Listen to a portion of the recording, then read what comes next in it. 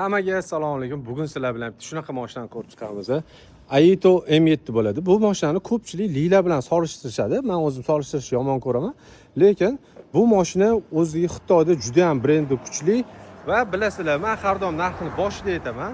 Buni ikki xil pozitsiyasi bor, 5 o'rindiqli va kapitansi 7 o'rindiqligi bor.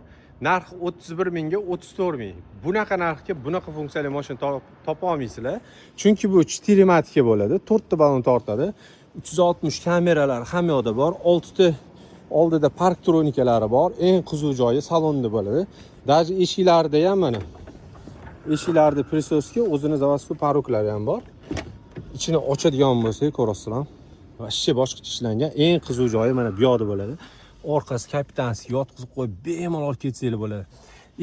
Kamiga luki ham bor, shtorka ham, panoramasi ham.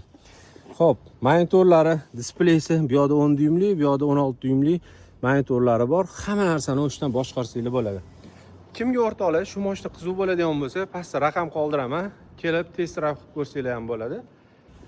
O'rtoqlar, meni kanalimga like va podpiska bosib qo'yinglar, chunki arzon inomarkalarni polni o'zim kanalimda chiqazib boraman.